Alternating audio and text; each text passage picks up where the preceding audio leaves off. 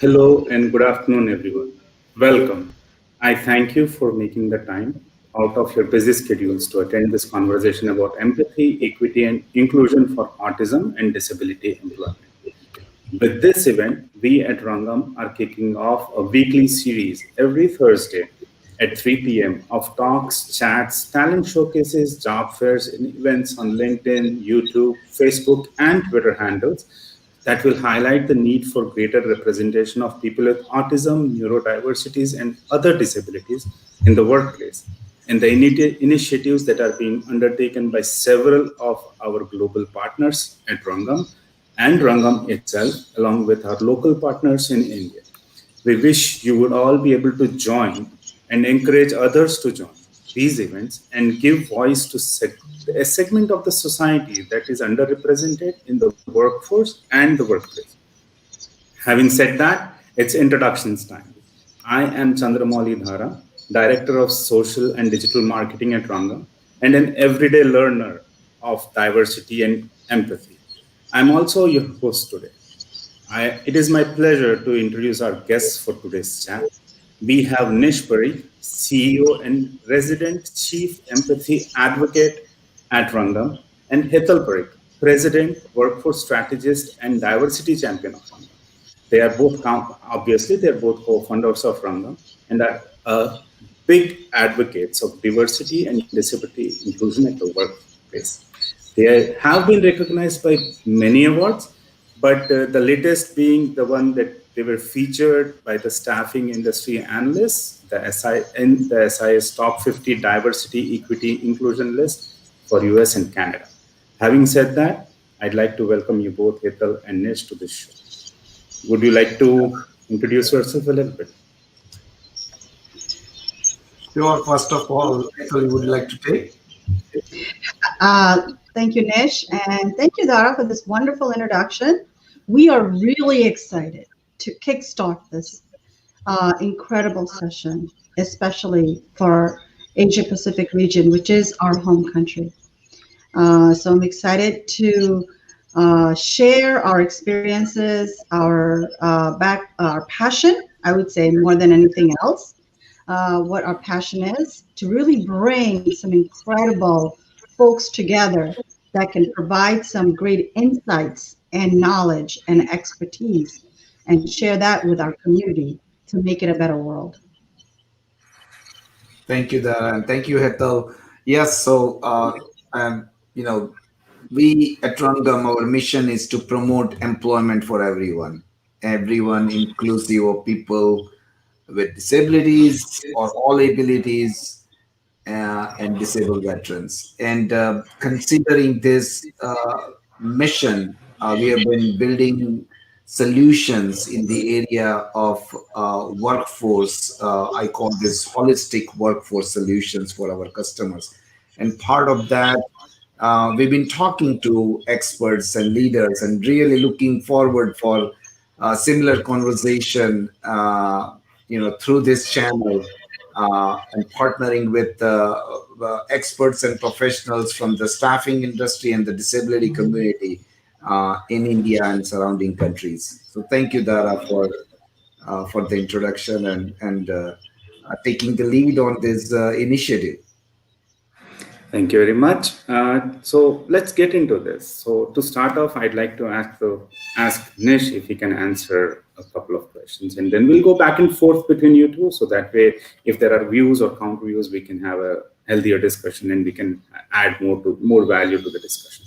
Having said that, people in the US are well aware of your journey as engineers turned entrepreneurs working in contingent and regular staffing now with disability and autism employment space. It would be great if you can share your story or your journey a little bit with the Indian audience, Nish, sir, and then I'll ask the same. I'll have Hetal madam also extrapolate on that. Yeah. How did it begin for you? Yeah, thank you, Dara. My journey started in beginning of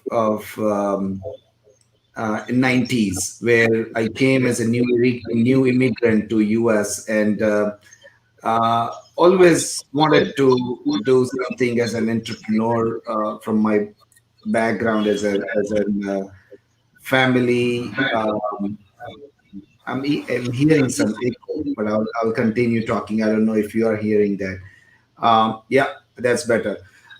So it has been an amazing journey, 25 years of journey, and most importantly for this conversation, about 15 years ago, we started Rangam subsidiary in India, to serve our US customers, and then in recent years, in last decade, we started serving customers in India also for contingent staffing and all other workforce solutions.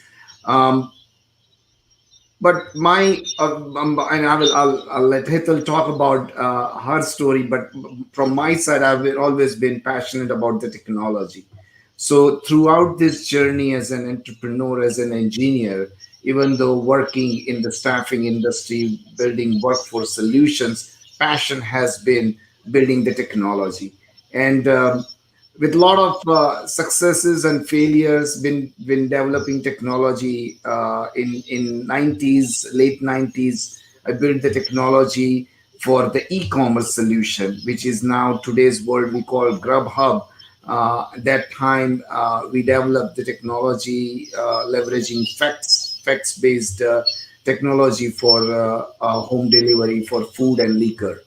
um, and then in mid 2000, or 2000, between 5 and 10, we started connecting with the autism community, and that has been also amazing journey. I would call this empathetic journey of constantly looking, constantly understanding the environment and the challenges faced by people and the families on the autism spectrum and other visible and invisible disabilities. And then as an engineer, constantly trying it out, tweaking it. Um, and in recent years, we have started building the holistic workforce solution through building the disability inclusion programs for companies. And throughout this process, the core part of our all our activities and solutions has been technology. In recent years, we have built technology, AI and machine learning based technology, which is going to help us identify more jobs, which is going to help us identify where the talent exists. So, as an engineer, one of the things I would say as an engineer entrepreneur, and I would also call myself empathetic social entrepreneur, focus has been on two things. One is leveraging the technology and making a social impact. So, Dara, I thank you for asking that question. I think it's really interesting because when you look back in reflection on the 25 years of our journey, which is where we are today, we just recently celebrated 25 years of our organization of Rangam, as well as our marriage anniversary. And many people who know us already, they know that we started the company 26 months before we actually got married.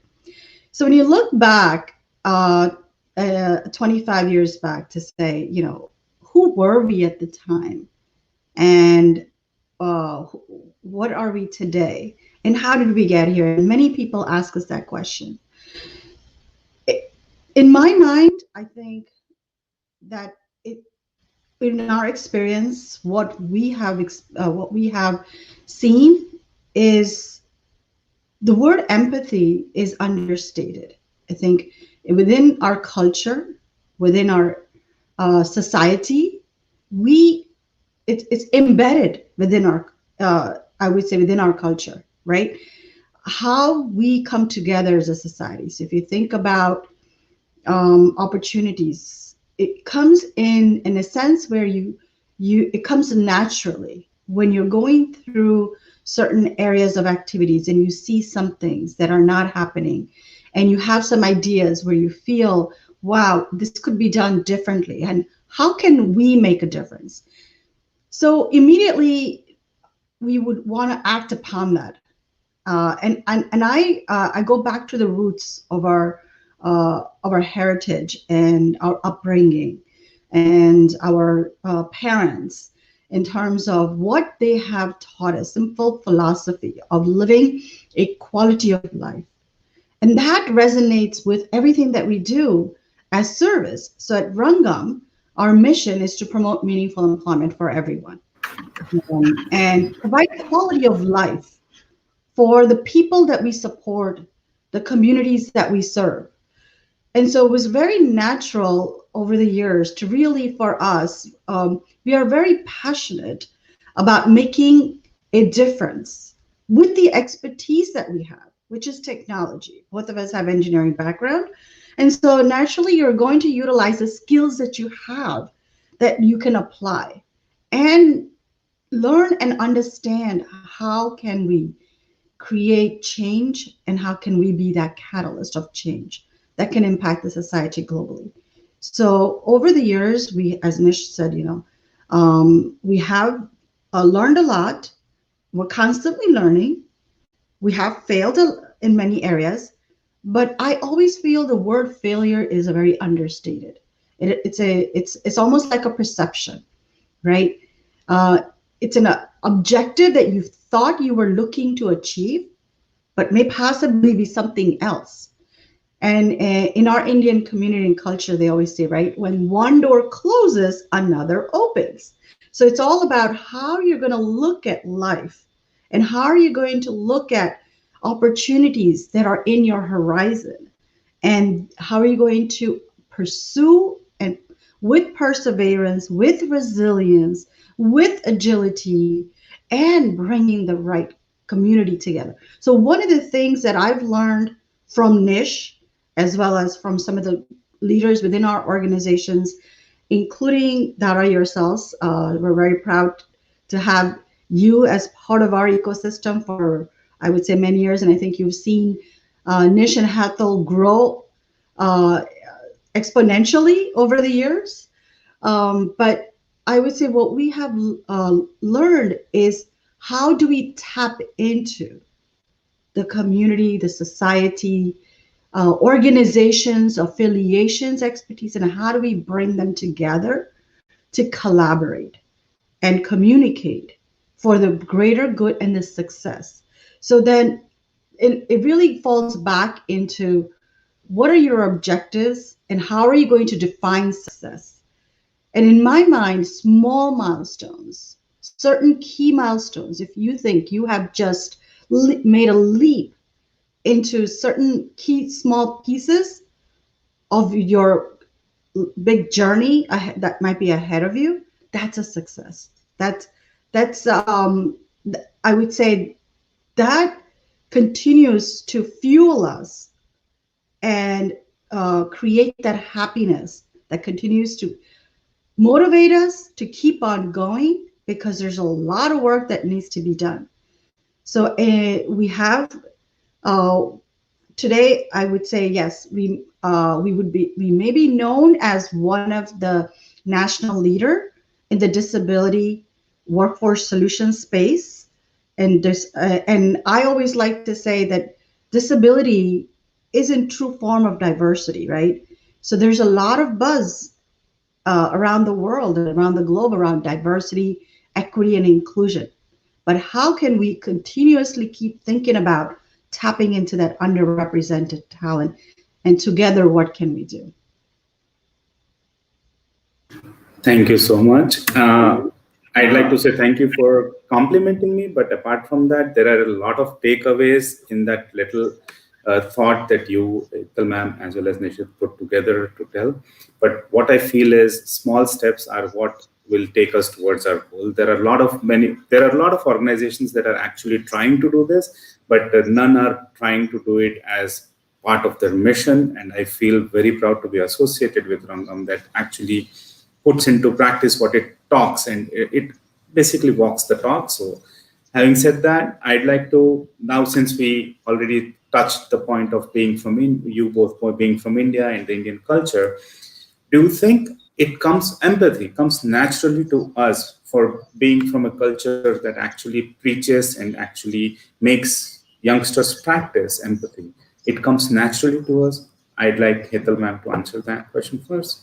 and then we'll go back to Nish. So, people always think about empathy, like what is really empathy? And one of the well-known industries, global, I would say, leader has said that empathy is not a skill, right? Uh, it it's not. I apologize. No, empathy is not something that it's. I would say natural, right? It's a skill that can be developed. That's what I would love to share. Most people often have this misconception that it's embedded or it's part. It should be part of like your natural ability. But does the environment create an influence in how we think and how we operate? Yes. Our heritage and upbringing, and it is, I would say, from years of generation, from our grandparents, and about how they uh, think about families, how they think about society. Everything that we do has roots are from in terms of how we are, how often we think about putting ourselves in other people's shoes and really taking necessary decisions or asking the questions to help support. So there's a huge factor of support within our culture. So it does come naturally, but can that be developed as a skill? Yes, because in today we all have experience with the pandemic, that all the leaders, global leaders, have had to automatically exercise empathy within their work to help as they lead the workforce, right, for their team members, in an empathetic way, because at the end of the day, we have to think about people's health and wellness before we can continue to progress and think about solutions.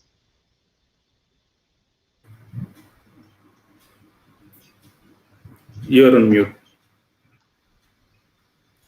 Yes, hi. Sorry, I agree with you, Hetal. Empathy is, and I remember I asked the same question, Dara, to my teacher, Swami Paramatmanand Saraswati ji. And he said, Nishit, everyone is born empathetic, but that range differs. Everybody is by default empathetic to themselves, their family, then their friends, their community they live in, their city, their state, country, and some of us who's empathetic to the whole world, right? We want to build something. We want to build something which can be which will impact globally. So everybody has that range, and it's all also that range is kind of driven by our surrounding. And Hetal mentioned that culture and the environment we are brought up in our case, mine and Hetal's case, we were fortunate that that whole nurturing was done by few of great friends from in business as well as family, and they have really nurtured that empathetic nature of ours, and that expanded that range or help us expand that range truly globally. And again, as Ethel said, it's a skill. It's something which, if you work on it, you can be good at, because that's, I would call that's hidden in every one of us. Moving from empathy to diversity inclusion and disability inclusion. Right now, diversity inclusion has come to, I would not say forefront, it was always something that was important to quite a few organizations, not quite a few. Now it is being accepted and implemented across many organizations. But disability inclusion is a niche area, And disability inclusion is something that we find has less traction, and it needs more persuasion.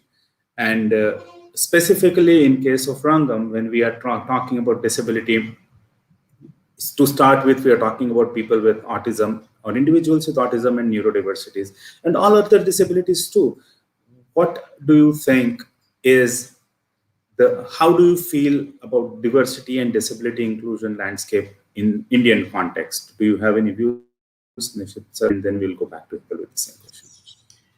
Yeah, means disability inclusion, Dara, is it's a little bit complex because of two factors: lack of or missing information. I would not say lack of knowledge, missing information, and that sometimes triggers that fear of unknown, right?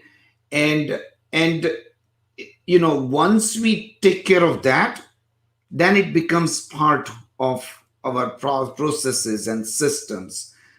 Right now the challenge is there's our processes are built for people without disabilities, and that's where the first challenge is. The second challenge is we as a whole, as a society, uh, and government system, right? The infrastructure that needs um, some work in building that infrastructure so that we can train and prepare this untapped workforce for meaningful jobs. I'm not saying that means there are some great initiatives happening, but those initiatives sometimes are running in silos. So the goal in next 10 to 20 years is going to be how do we connect those initiatives in silos where some of the amazing not-for-profit organizations are doing some great work in preparing this workforce. But how do we bridge that workforce with the large organizations, large or mid-size? And one of the things which we have seen in US and in India is small businesses, where entrepreneurs and owners, business owners, are making the quick decisions, and through that, again, empathetic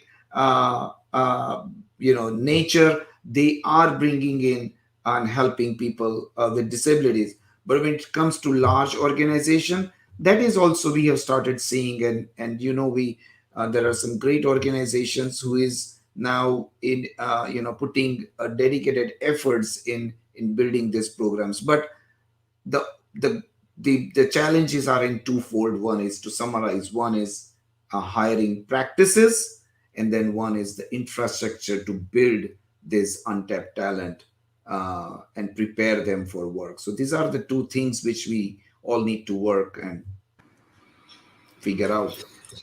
Yep. And Hetal ma'am, you want to add to the challenges that disability and inclusion faces in the workplace?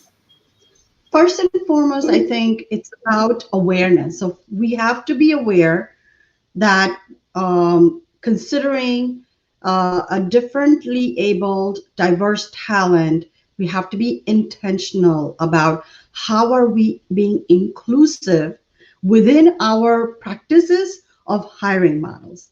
So the first and foremost is acknowledging that there's a great talent and skills that exist. So when we focus on that, the rest becomes very simple and easy. Will there be challenges? Yes.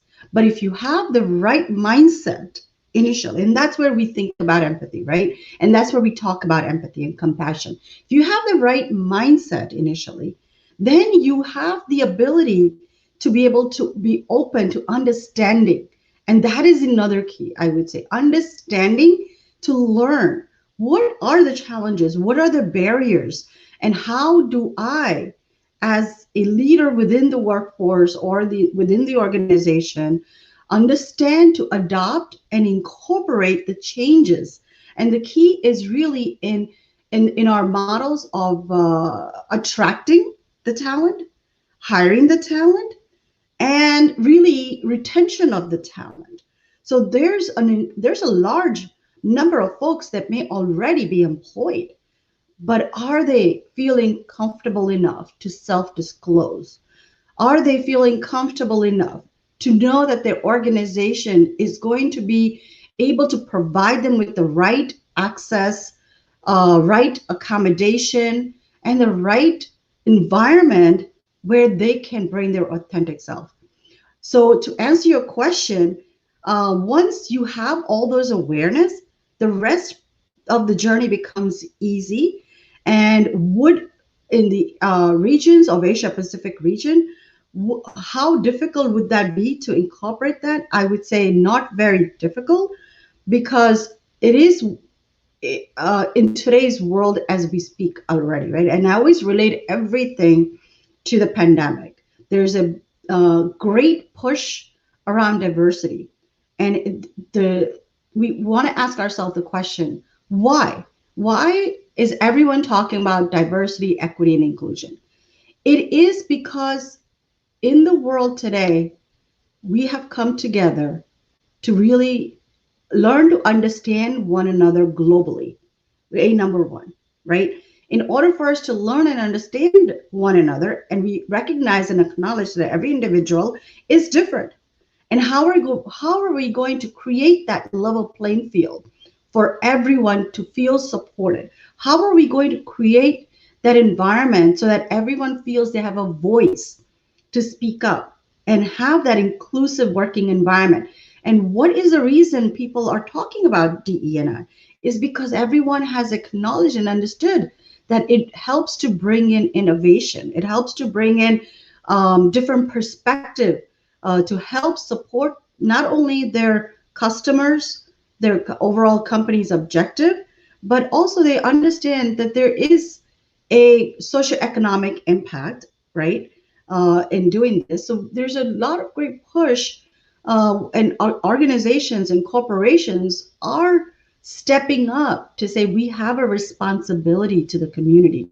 We have a responsibility as a global leader to understand the workforce and see how we can be inclusive. One thing that I am very passionate about when folks talk about diversity, equity, and inclusion is let's not forget disability, because disability in itself is true diversity, and it comes in all shapes and sizes. When you learn to work and understand the disability community, you will automatically be able to incorporate and inherit those practices, those best practices that we talk about, the customized approach that we talk about from our current, I would say, standard recruiting model, which has become a commodity. Those practices automatically will resonate with every other diverse talent that an organization. So overall, there's a huge success factor, and there's a huge opportunity here to be able to learn and understand how we can be more inclusive in the workplace. I know we are getting close to running into our time, but I really had two questions I needed to ask. So let's start with Hetal ma'am, because you just answered. I want to continue what you said. You said that the pandemic has really brought changes across organizations in various levels. And now the pandemic is also affecting how HR tech is being referred to as people tech, because now we are trying to focus on people. So my question to you is, HR tech is now being, or people tech as they are calling it, is widely adapted as to hire talent of all abilities and skill levels. What are Rangam's initiatives to, as a player? I won't say major, because there are other players too. We don't want to brand ourselves as major, but we are still a pretty good player. So how are we positioning ourselves in this HR tech arena in terms of diversity, disability, and inclusion also? Absolutely. So as you already know, that technology has really accelerated in the pandemic world in order for us to be productive, in order for us to continue to stay engaged, in order for us to continue to stay relevant. And what I would say is, as an organization, it becomes our responsibility to continue to look into that digital space to see how are we creating products, how are we creating technology that is more accessible for people with disability. And that becomes a really important factor at the moment. Everything that we build, and in our India, I would say we are very prominent. There's a large group. We are very prominent in the area of having that technical skills. So I would also encourage everyone when they're building and designing technology applications to really think about accessibility there. As I said, since we are running long on time, I'd like to ask one question that I wanted to ask Nish sir since we started this little chat. We always talk about circle of inclusion. Circle of inclusion is from the start till of a process till the end. We try to complete that process. I wanted you to emphasize and I wanted you to elaborate a little bit on what is circle of inclusion and what are our efforts and how do we brand it. Yes, circle of inclusion is all about collaborations and partnerships, right? And for this conversation, it's so important that as we are in process of serving some of the large global corporations in India who have shown interest in working with us and kind of replicating our model and our framework of SourceAbled for India. That collaboration makes is the key, right? And partnership, and these partnerships and collaborations are driven by trust, and that's what our I would say mission is. In next coming 10 years, we would like to build that trusted collaborations and partnerships and build the inclusive culture or circle of inclusion, where with the mission, with the goal to promote employment for everyone. And one of the things you mentioned earlier about the technology, how do we leverage the technology to build this circle of inclusion, and how do we bring in efficiency, how do we bring in best practices, how do we bring in formal processes and efficiency. So companies should not spend more time, money, and efforts when they want to adopt these best practices. How do we make it efficient so it becomes a part of corporations' DNA, part of their system? And to conclude, we call this circle of inclusion also. How do we build this natural support system within the organization? So when the person is hired, person with disability is hired, they are not misunderstood. They are nurtured, and we help them to be successful by providing all the support they need.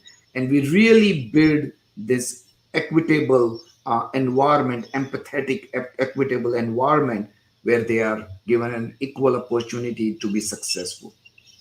So that's our goal. That's the circle of inclusion. And on that uplifting message, I'd like to thank Nish and Hetal for coming and joining us. I'd like to profusely thank them because it's like 5. They woke up at 5 in the morning just to make sure that they come and join this event. Thank you so very much for taking the time, making the time for us. I'd like to thank all our viewers for coming and joining us. Please remember, we are here every Thursday at 3 p.m. We'll be talking about employment for people on the autism spectrum, for people with disabilities. We will also be talking about events, job fairs, careers, career tips. And if you have more questions, you can always ask us on Facebook, LinkedIn, YouTube, and always you can visit us at sourceable.com and rangam.com. And once again, thank you so very much. And thank you, Nish and Hetal, for taking this time. So thank you, everybody. Have a nice day. Thank you, Dara. Thank you, everyone. Bye.